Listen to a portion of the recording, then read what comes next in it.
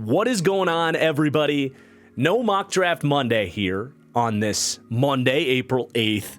All of you casual NFL draft fans are just going to have to get up out of here. Go find another mock draft somewhere else, because today we're talking about the offensive lineman, baby, the hog mollies, the real film grinding at work here, the nitty gritty of the NFL draft. But hey, man, it's exciting because this group is special. Daniel Jeremiah put a tweet out yesterday saying, hey, if you need an offensive tackle or a wide receiver, this is the year for you. I couldn't agree more. This offensive tackle group is awesome. There's 4 players on my Patreon draft guide that I've got written up that aren't going to make the top 10 here today that would easily, all 4 of them, make the top 10 in the last 3 years. So it's a real testament to this draft class. Every player we talk about here today, I think, is going to go in the second round or sooner, obviously. So let's have some fun. Let's get into it. Please do hit that like button before we get started. It really helps me out. If you haven't subscribed yet, we're closing in on 100K. Maybe you can be number 100,000 here with the release of this video. But let's have some fun. Let's get started with my number 10 offensive tackle, Kingsley Sua out of BYU. And right out the gate, you look at that draft value there. I have a second to a third round grade on Kingsley Sua, and he's our 10th ranked tackle here. And ultimately, I think a team is probably going to pull the trigger on him in the second round, because he just has the traits that don't come around very often and certainly aren't typically available in the second round. And if they are available, it's like, okay, the dude's 23, 24 years old, or he's got injury concerns, or, you know, one of his physical checks are off, whether he's undersized or his arm length doesn't fit the bill, or he tested poorly, but on tape he looks good. Like, usually there's some kind of disconnect in terms of all of the physical boxes that you're looking to check. And look, Kingsley Sua knocks it out of the park other than his film, right? Great size, 6'4.5", 330 pounds, moves amazingly well for his size. He's got good arm length, 34 and, 34 and a quarter inch arms. He's young. He's 21 years old. So I really think someone will look at him and say, all right, this is a draft and stash pick with, maybe it's like Cleveland, I think I did in my 2-round mock. I think I had taking him where it's like, all right, we're looking down a year or two where we're going to have a hole opening up at left tackle. Sua in a couple years with good offensive line, NFL coaching, is going to get there. And again, these are the traits you want to bet on, but it is going to be a gamble with him. Like, we could go down all the different boxes of inconsistencies in his technique, how it led to some ugliness on his tape. But just to save us all time, I mean, I did 3 games of him. It's from his feet all the way to his hands to his head. Like, he has just got to kind of learn the position from the ground up. He plays upright. He lunges. His footwork can be all over the place. He falls off blocks. Struggling to stay square sometimes. There are just tons of what you would call coaching moments on his film. And that's why nobody's talking about him like a, first round draft pick, right? That's not really controversial. But the last thing I will say about him, too, that's a reason to kind of believe in him is, we spent so much time talking about the athleticism, the tape, and all of these things. But sometimes with offensive linemen, we just lose sight of the fact that at the end of the day, you need a great athlete that's 330 pounds that wants to move 300-pound dudes 65 times a game. There's an instincts and a desire side of things that some guys just don't always show it on tape.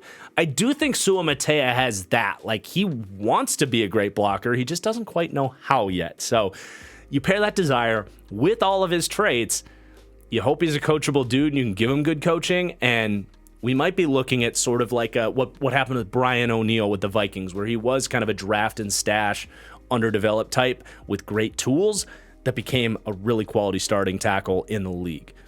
And that's what you're hoping for with him. But then I am going to have a tie in terms of my overall grade with my next two players. So we'll start with my 8B ranked offensive tackle, and I'm excited to talk about this player. It's Blake Fisher out of Notre Dame, someone that I think has really been swept under the rug in this super deep, super talented offensive tackle class. Glossed over because his teammate is going to be the number one tackle on this list. Spoiler alert. But watching Joe Alt's film, I'm like, who's this right tackle? He looks pretty good. Is he draft eligible? And I'm like, oh, he declared as a true junior? He's 6'5", 315 pounds, great arm length, pretty good athlete, like good film. Why is nobody talking about this guy? I really like Blake Fisher, man. I've got a kind of a top 50-ish grade on him. I think middle of the second round, he could totally come off the board, and that's really not where the public discourse is on him. Now, I would not be surprised if the NFL surprises some people with where he comes off the board because he did declare as a true junior. Obviously, had the total pathway to go and be Notre Dame's left tackle as a senior and kind of maybe rise to being like a first-round pick, but was getting word from somebody that you don't really need to do that. Like, you're probably going to come off the board in the top 60 to 75 picks. Just get to the league and get your money now. So he declares. So we'll see where the NFL ultimately falls on Blake Fisher, but man, he's a really solid tackle prospect. I don't know that he's like the highest upside guy in the world. He isn't this incredible athlete. He doesn't have incredible play strength, but I also didn't have a ton of big weaknesses on him either. Like as a pass protector, I think for a young player, he's really pretty refined. I liked his hand usage. I loved how quickly he was to reset his anchor against the bull rush. Now, some people have projected him as more of a guard in the NFL, and I could see it. His size profile could be a guard, and where I guess you would criticize him and say, yeah, that's a guard, would be his sort of explosiveness and range into his vertical sets, where you've got to kind of uncoil and explode to protect the edge and show that range around the corner. It's not really there with Blake Fisher. He's definitely more explosive moving forward than he is moving backward. That said, he did have a 9.5-foot broad jump, and again, looks pretty explosive moving forward on tape. So I think at his age, it could be coachable to get a little bit more distance out of that first step or two in his vertical sets and get a little bit more range in his pass sets. But again, that would probably be where people say, yeah, he kind of moves like a guard. So I guess it's there, but I do think the athletic profile, the size profile, and just the overall technique and production says he can be a pass protecting, at least right tackle in the NFL. And then run blocking wise, man, I thought he was really solid. I thought he really had that desire to be a good run blocker. Loved his get off. I think he plays with really good pad level, excellent hand usage. Carries over from his pass protection, really good at kind of landing his hands inside. Great just in general latch and mirror ability, whether that is as a pass protector or to kind of latch and run his feet and sustain blocks in the run game. So a lot to like in Blake Fisher, and just someone that I'm generally surprised that he's not getting more conversation as a top 10 tackle in this class. And honestly, it is a bit of a take of mine to have Blake Fisher have the same overall grade as I'm going to have on my 8A ranked tackle, and that's Tyler Guyton, who is getting a ton of talk in this draft class. Really started in January at the Senior Bowl, and it's kind of continued to build. I consistently see him in the first round.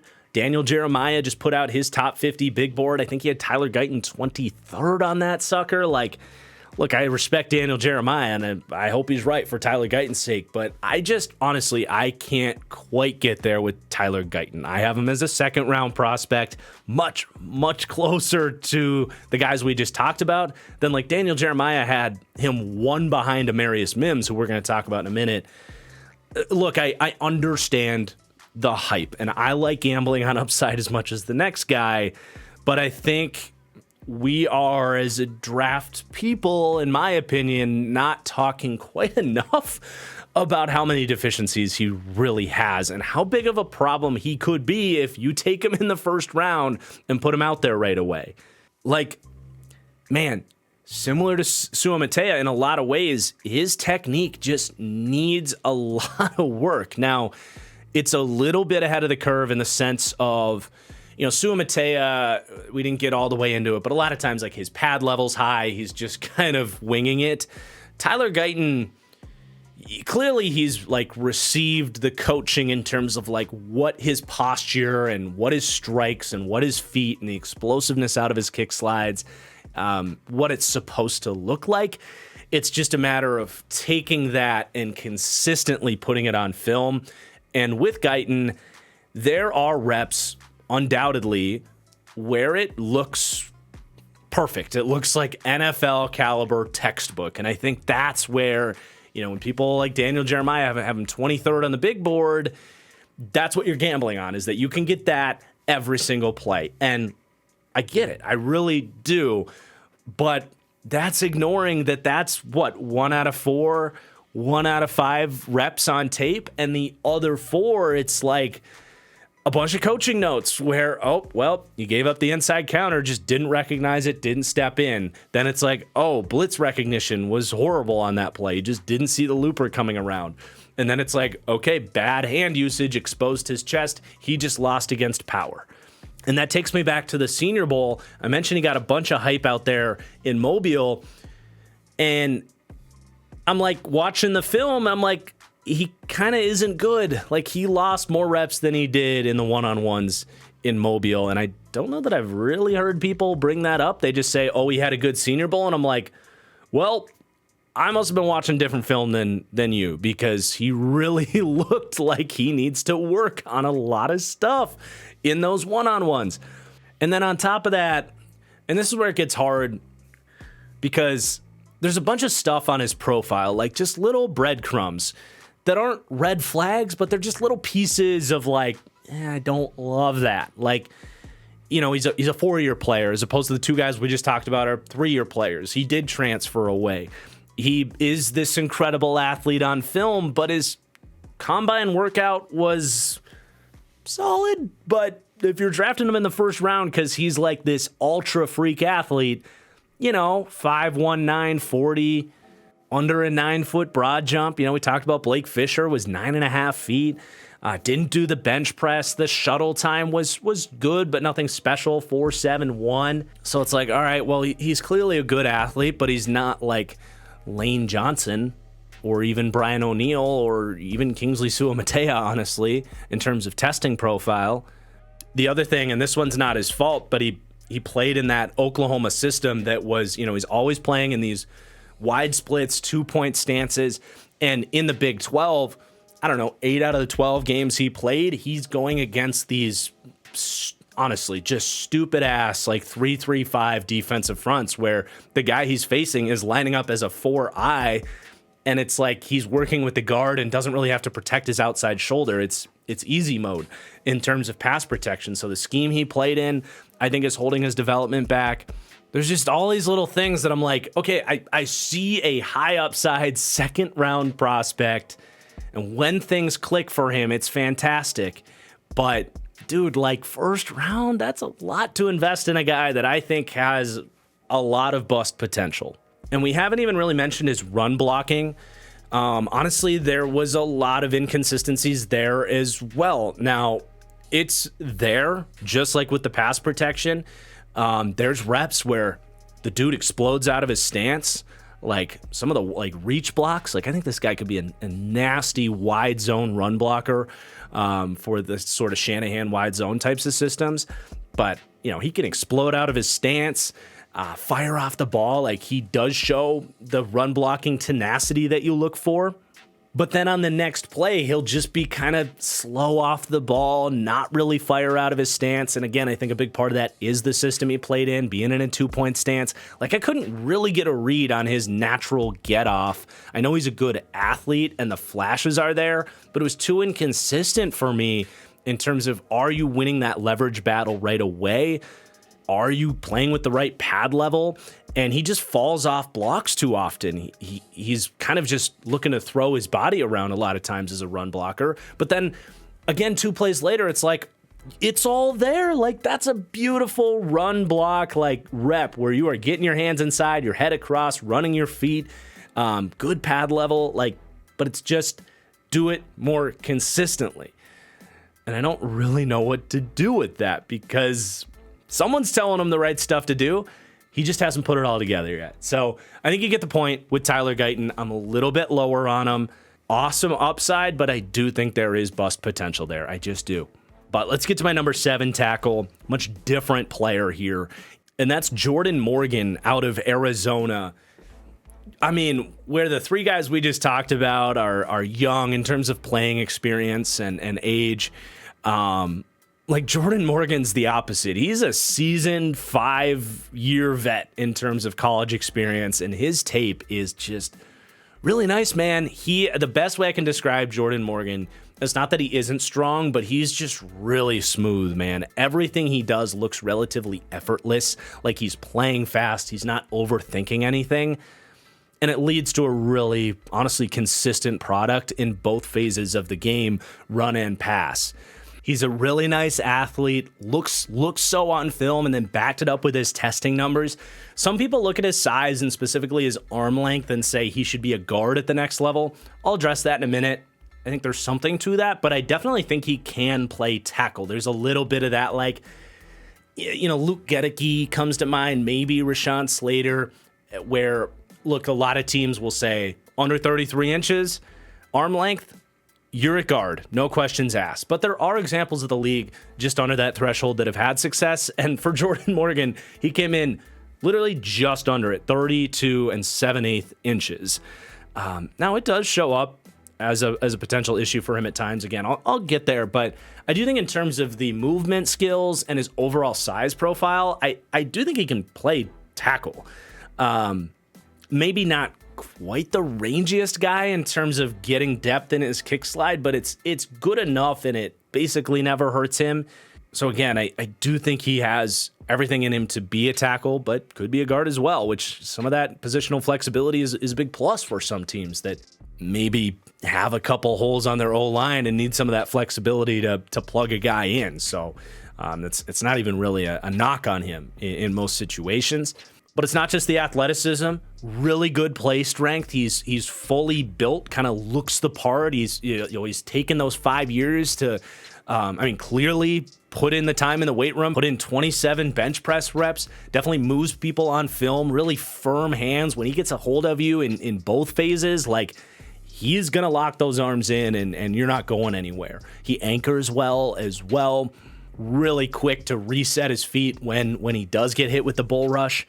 And as a run blocker, again, that athleticism, the get off definitely plays. I think he would thrive, again, in a wide zone system where he can really seal that edge. Even if his arm length is less, he makes up for it with his get off as a run blocker.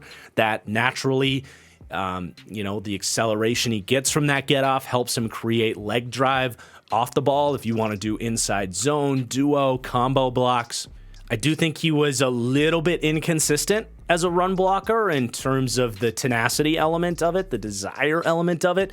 I did write down a few too many kind of soft run blocking reps where he's a little slower off the ball, a little bit passive, if you will.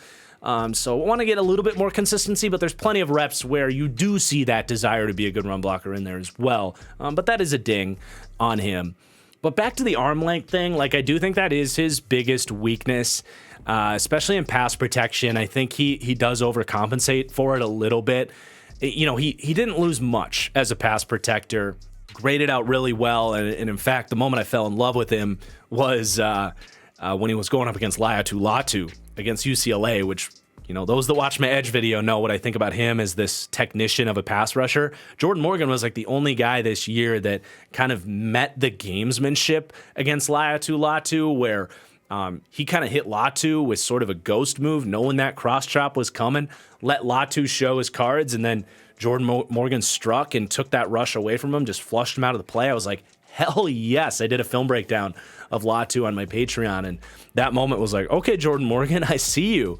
So he is technically refined, really good pass protector, but sometimes he does feel like he has to overcompensate with that arm length where He might overextend, he might lunge a little bit, and then he's giving up room for those inside counters, right? And I think that's because he really doesn't want to get beat around the corner. If he can't quite get that outside shoulder with that arm length, he is going to overextend, and that's where he's going to be susceptible there. And just naturally, the number one reason why we look for arm length is how he can handle the bull rush.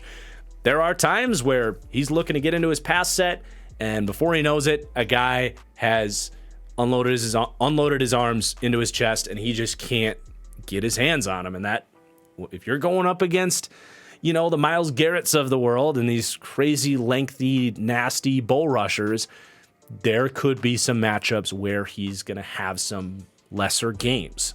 And I think that overall does hurt his upside, but his floor is fantastic. I think it's a chunk better than everybody we've talked about so far. And, while some of the upside on these guys is fun, a lot of these teams picking at the end of the first round, teams like the Chiefs, the Ravens, there are teams that they just need tackle help now. They need guys that can step in and play right away, and I do think Jordan Morgan is that guy. And you got to love that positional flexibility there too. Like, that arm length is going to be much less of an issue for him at guard, and I think if he really does struggle at tackle, he can be a guard for you. So I'm a big fan of Jordan Morgan, and I don't think a lot of people are going to have him over Tyler Guyton, but I do. And that takes me to my number 6 offensive tackle, and it's someone I'm not really a big fan of relative to where the conversation is on him, and that's J.C. Latham out of Alabama. I just put out my top 50 big board on Twitter, or X, formerly known as Twitter, but I think I had him 38th on the big board, and a lot of people are like, wow, you're really low on J.C. Latham, and I'm like, I'll be honest, I kind of am. I like to factor in consensus, and obviously the traits are awesome with J.C. Latham. Incredible size, 35-inch arms, the recruiting profile, the level of competition, all of it. Like, there are a lot of things to like about J.C. Latham as well. But I'm just going to be completely honest with you guys. I was very underwhelmed with J.C. Latham's tape, and I'll even go a step further and say I think he's a guard. Now, he might end up playing tackle, and all right, I'm just going to do it. I do not do this very often, but I'm going to put it out there a little bit, and it's really stupid of people in my position to do this, because this is when it just completely backfires on you. But I think J.C. Latham's a bust. I think he's a bust. What? How? Why? I don't know. Gut feeling. I don't think he's going to be able to hold up at tackle. And I watched his film, and it was the classic NFL trope of, I think this guy looks like Tarzan, plays like Jane. Really, I was so underwhelmed by his ability to dictate the point of attack, to show me that he wants to run block and use that 340-pound size to delete guys in the run game. And I'm like, dude, you should be so much better as a run blocker than he is. And the frustrating thing is, his technique is solid. He gets his hands inside, he runs his feet. Obviously, at his size, it's going to lead to some decent run blocks, but dude, the lack of tenacity was a huge red flag for me, but it's not just an effort thing. I think his get off and his lack of athleticism really hurts his ability to create that drive as a run blocker and just to dictate things at the point of attack. He didn't work out at the combine. I can't blame him, because I just don't think this guy has the movement skills of a tackle, and it shows up in his pass sets, which I'll talk about. But again, as a run blocker, force equals mass times acceleration, and he has the mass, but he does not have the acceleration to generate that force and to get on guys quickly before they're able to set up, their plan of attack. So I was really underwhelmed in that phase, and then that connects directly to the lack of athleticism in his pass sets. Now, I don't want to just slam the guy. I really like his hand usage. Really good at deploying that 35-inch arms, can protect his outside shoulder well, and even, kind of the technique and some of the explosiveness into his vertical sets is pretty good. His range paired with his frame and his length is is fine to protect the edge. Sometimes he'll lean and chase against like the game's fastest players there, but there's a trade-off as well. Because he is good at exploding into his vertical set and really protecting the edge, that's a lot of momentum heading this way with an athlete who is really, really bad at change of direction and foot speed. And he will lose to inside moves constantly in the NFL, just as he did at Alabama. And I did see him overcompensating to get out there and protect the edge. And eventually players were like, all right, fine. There's 3 yards of open space in the middle that you can't step inside to cut off. And he's slow to recognize those inside counters. Like his technique to defend against that was really bad. Now that's a little correctable, but yeah, I'm really worried about J.C. Latham as a tackle. Now as a guard, if someone just takes him and plugs him right in at guard, I actually like that plan for him. Though I think he's going to be more of a pass protecting specialist. I, again, just was really underwhelmed by his run blocking. So, you know, I had him rank him OT6 because the upside's there. The frame just does not come around too often. I know a lot of people like the guy, but I'm putting myself out there on this one a little bit, setting myself up for failure for sure. Will be interesting to see kind of where this stands when we circle back to it, but I'm just being honest about what I saw. I've got my concerns, and I definitely have my worries that he's going to be worth a first-round selection for a lot of teams. So, you know, we'll see. We'll see where it goes. Roast me in the comments for that take. I'm sure there's going to be people that disagree, and that's totally fine. But let's get into the top 5 with Talise Fuanga out of Oregon State. There's a silent N in there with the pronunciation. But talk about the total opposite than J.C. Latham with Fuanga, in a guy that just loves to kick guys' ass, knows he's 330 pounds, and wants to let you know it and feel it every single play. He also is a better athlete. He's got really good get-off for a guy with 333 pounds. And I was really impressed when they would go like wide zone at Oregon State. Like, a lot of these bigger guys, like, they're kind of laboring when you get them on those move blocks, and that really wasn't Fuanga, at least when he was moving forward. Is he like the absolute rangiest of athletes? No, but relative to his size, it's really good, and I love that from him. Now, when it comes to him as a pass blocker, that's where I pump the brakes on Fuanga a little bit, and honestly, I know it doesn't always work this way, but I would love to just take Fuanga and play him at guard, because Fuanga's issues as a pass protector and tackle, I don't think would really be issues for him at guard. But, you know, he just kind of like Latham. He's just not the best athlete moving backwards. It's very different for a lot of these guys. Some guys are just much smoother and faster and more explosive moving forward than they are moving backwards. And, you know, run blocking, you're dictating the point of attack. Pass blocking, you're more responding. It's more reactive athleticism, and I think that's much worse with Fuanga. So when he goes against really good lateral movers and speed threats around the edge, he struggles to get that range and explosiveness out of his kick sets, but also that kind of ability to hitch back inside, the foot speed to mirror and counter inside moves. It's just not great. And I think you're going to get some inconsistencies from him as a pass protecting right tackle.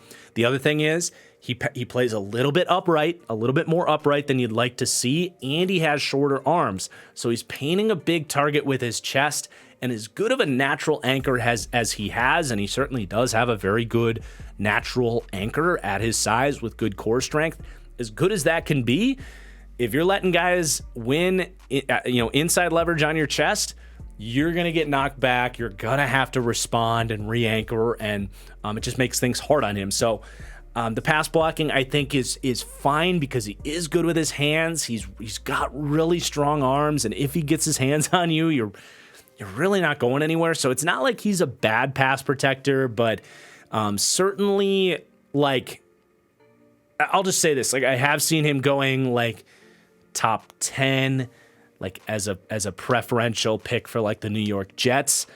If you're looking for that ready to go pass protector that you can trust to like keep Aaron Rodgers upright in year one, I don't know that that's necessarily going to be Fuanga. And honestly, I ended up, you'll see that grade value. You can check out like what these grades mean in the description below. But I originally had a 6.45 grade on him.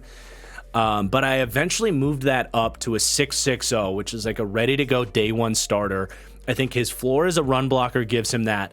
But I think because of how highly I would view him as a guard prospect, I'm comfortable giving him that grade, because if he really is a problem for you at tackle and just doesn't have the range to be a pass protector, I really do think this could be a Pro Bowl caliber guard pretty quickly. And he's kind of built like one too. So we'll see what he ultimately ends up playing.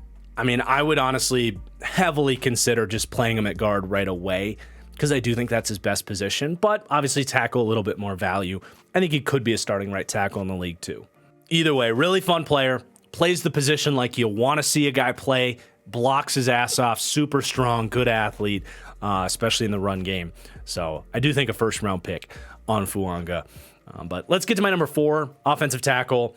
And I want to reiterate offensive tackle, because I do not think this is a guard in Troy Fautanu, because I've seen a lot of people trying to push Troy Fautanu into guard, and I don't think that's his best position. I think tackle is his best position because of the way he moves, and he is a lighter player. I don't get why we're still saying, oh, he's undersized, he should be a guard. Look, if you have the movement skills and the range, and you have the arm length like Troy Fautanu does, honestly, your skill set projects better at tackle for me, where you're able to use that space and leverage your athleticism as a strength for you, as opposed to just sliding him into guard, where he's more in a phone booth and his lack of size is actually going to be more of an issue for him, at least in a lot of systems. Like, I do think a wide zone blocking scheme, he could be a nasty guard with his reach block ability and his athleticism. But again, I do think tackle is his best position, which honestly I wouldn't have said that about our last two guys in Fuanga and Latham, who are massive tackles. But anyway, I'm obsessed with Troy Fautanu's tape, and to have him 4th really hurts me. And I know some people are really, putting their foot down saying this is OT2, this is a top 10 caliber pick. I'm not even going to push back on that. I tweeted I think Troy Fautanu would be a top 10 pick in the last 2 draft classes. This year's just a little different. But he is one of the highest floor offensive linemen in this entire draft class, inside or out. His technique is foolproof. He's a 5-year player. He's had incredible production. His ability to marry his incredible athleticism and foot technique with brilliant hand usage, where it reminds me so much of like Peter Skoronski and Rashawn Slater in recent years, where we rave about their ability to mix and match their punches and keep guys guessing. Fautanu has that. He's got strong arms as well. He's got great grip strength. He can latch and mirror with the best of them. Now, his core strength, his real anchor is it's fine, but it certainly would be kind of how you would project him to have more of his losses at the next level, is going against those freaky, length, power, speed rushers, or speed to power rushers. Even though he has good arm length to protect against that stuff, like, he's a little bit undersized, a little bit lighter in terms of handling the bull rush. But he does anchor really well against it. And again, he mixes up those hand techniques so the guys aren't winning inside leverage on his chest very often. So it's not a weakness. It's just where he's the weakest in terms of pass protection. And then as a run blocker, there's really not a lot of criticisms. Like, again, is his play strength elite? No, but it's good enough. You do see him down block and flush guys out. And then in terms of his ability to get off the ball as a move blocker, he's got a great targeting system when they pulled him or put him out there on screens. He's not necessarily the most powerful or stickiest blocker in the world, but it's more than good enough. I think he'll be a very capable NFL run blocker. And he's a guy that he's going to come off the board, and I'm going to be like, yes, what a solid pick for that team. Because even a couple of the guys we're going to talk about have more weaknesses and like room to be busts, at least some of them. I I would be stunned if Troy Fontenot wasn't a starting left tackle in the NFL. Will he ever be a top 10 one? Maybe, maybe not. But I don't think he'll be any worse than the 20th left tackle very soon. So that's well worth an early first-round pick. Again, in a lot of draft classes, I'd be pumping him up as like a, top 10 pick.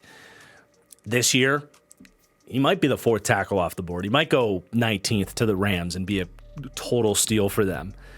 But let's get to my next guy that honestly, I have him ranked over Fontenot because the upside is just absurd. And I anticipated, I did Latham before I did Mims, and I thought after watching Latham, I would feel similarly about Amari Mims, where I was underwhelmed by his tape because I knew okay, he's only played 12 games, or he only has 600 something snaps in his career. I thought I would be underwhelmed by Amari Mims' game and that he would be super raw and that I'd be really worried about him. No, I mean, he's green in terms of playing time, but he is not raw. I was really surprised by how technically sound his tape was, especially as a pass blocker. His hand usage, his ability to get to his anchor really quickly, his ability to protect his outside shoulder, and just his explosiveness and technique into his kick set was really, really good. Now, he does have a similar issue to J.C. Latham in terms of losing against inside moves. That was all of his losses were spins and swipes to the inside. That, I think, is where the lack of playing time really shows up, because a main difference between Mims and Latham is I do think Mims has pretty good foot speed, and he's got even more length to compensate for slower feet than Latham has. But I think his feet are quicker when he's ready for it. But his technique and anticipation of those inside moves was really lacking. He didn't seem to understand that when he's really protecting against the edge, that inside part of the pocket is vulnerable.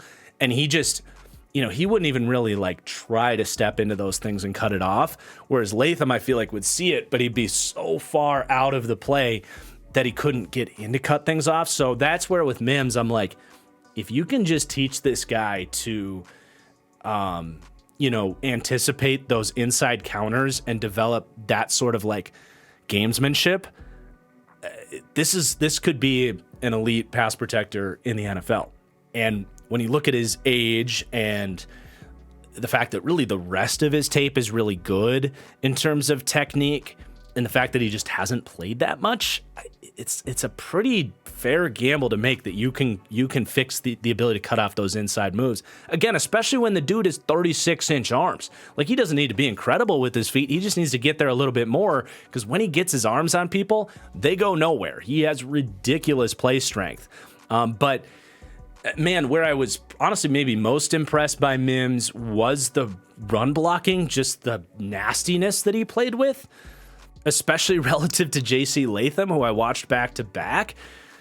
Is he the most, ridiculous high effort run blocker I've ever seen in my life?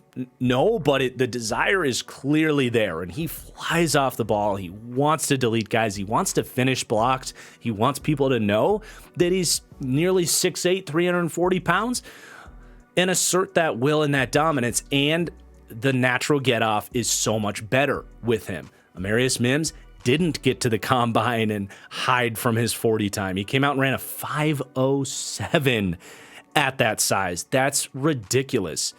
A 9'3" broad jump too. He is legit explosive.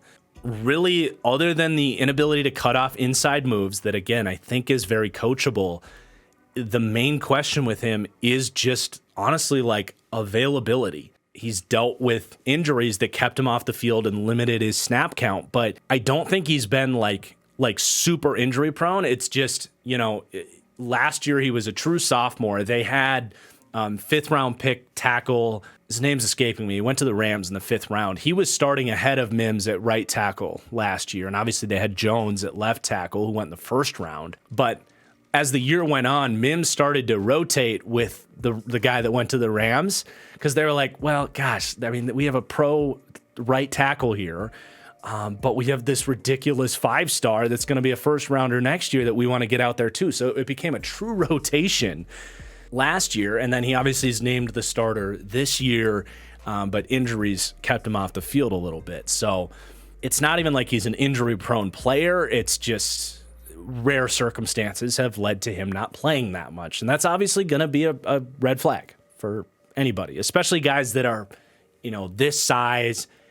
Tackles of this size do have a history of like durability concerns. They just do. So it's something to think about. But other than that, man, I was really impressed by Amari Mims. I think I'm higher on him than a lot of people. I often see him and Latham like lumped together, and I'm like, hell no, dude. I think they are in completely different tiers in terms of how early I want to gamble on that guy. But then we kind of circle back to more of a high floor type of prospect here in Olu Fosu. Now, that's not to say he doesn't have a high ceiling. I think he has the potential to be an elite pass-protecting left tackle in the NFL. But the well-roundedness is just not really there, and it's difficult to project Olu Fosu as a great run blocker.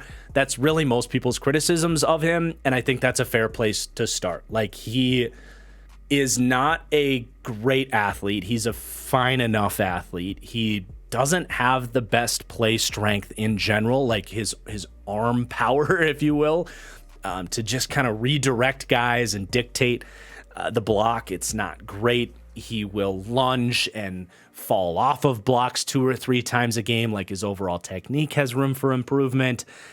He'll let guys cross his face when he gets to the second level, like his targeting system. It's just really underwhelming run block tape, like all over the place. And I think that's a turnoff for a lot of people, and I get it. I really do.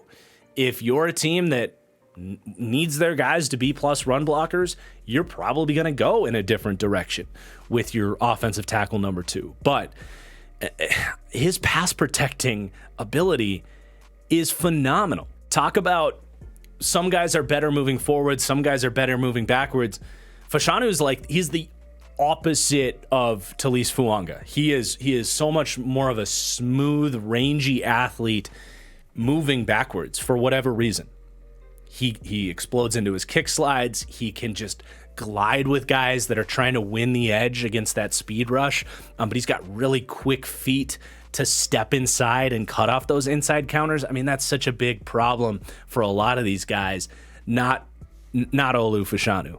He's got the athleticism to cut that off, but he's also he's technically polished. He sees it. He steps inside. He cuts it off.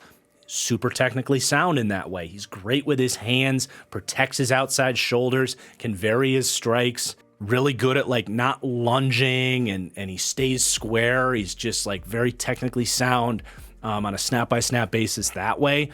And then one of my favorite things about Olu Fosu is his legs are these thick shock absorbers. I talked about how he can't really get off the ball and create that leg drive and dictate the attack, but for whatever reason, like when guys hit him in his chest, and I'm not gonna lie, his core strength, like guys will hit his chest and he'll actually get a little bit top heavy, and you're like, oh shit, he's gonna lose to the bull rush. But he's got the reaction time to recognize what's happening, and he's got these crazy tree trunk legs where he'll bend his knees, reset, lock in, and his legs just absorb the entire force of that bull rush. It's a really unique trait that he has, and it helps compensate for his biggest weakness in pass protection, and that is that sort of natural core strength, I would say.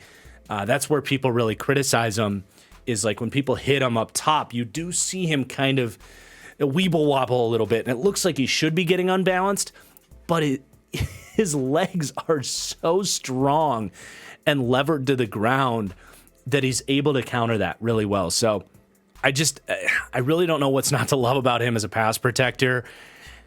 And I just think there's teams, man, where you can live with someone that's a below average run blocker that maybe in time you can figure out how to get at least decent run blocking out of him. But someone that I think out the gate is going to be like a franchise pass protecting left tackle for you. And that to me is like a it's a top 10 pick in most drafts. It's a top 15 pick probably this year because this draft is so crazy. But I've seen a lot of people sour on Fashanu, and I keep revisiting him as I see some other Big 10 defensive players, and I just kind of keep my eye on Fashanu just to make sure what I saw in February wasn't wrong. And I'm like, I don't get why people are lowering him. He's really freaking good. But that takes us to number 1, Joe Alt, who's a special prospect, man. He's, for me, one of 5 blue chip players in this draft class. Those that have followed my draft analysis know I don't just go throwing that term around willy-nilly. I had 3 blue chippers last year. The year before that, I don't think I had any guys that I labeled as a blue chip prospect. That's kind of that 7.0 grade and up. Don't just go handing those out. And I got to that point with Joe Alt. So it just kind of tells you the caliber of player that we're talking about here. I want to start with his run blocking because I was watching his tape, and I've seen a lot of like 6'8" tackles try to run block, and it's like they can't win inside leverage. They can't get on guys. They can't win the pad level, right? Low man wins. It can be a big problem for these bigger tackles. But with Joe Alt, it's like he grew up knowing that and has somehow found a way to not just make it so it's not a weakness in his game. He weaponizes his range and his length plus his athleticism. Like what I'm getting at, his ability to just get on dudes and stay on them and just put him in a box and keep running his legs through the block. It's insane. And like he's got incredible tenacity. He's got the desire to be a great run blocker. It's really fun tape, man, and it's very translatable stuff to the next level. And Notre Dame, they weaponized him as a run blocker. They got him on the move. They pulled him probably 5 to 15 times a game, let him get up the gap, find a linebacker where his targeting system and his athletic ability to just stay in front of these linebackers, plus that just ridiculous range that he has with his length. It's like, man, again, they weaponized him, man. He's really good there. So run blocking is phenomenal. Worst case scenario, you're getting Mike McGlinchey here out of Notre Dame. But I think Joe Alt's a much better pass protector. And McGlinchey has had his pass protecting issues in the league.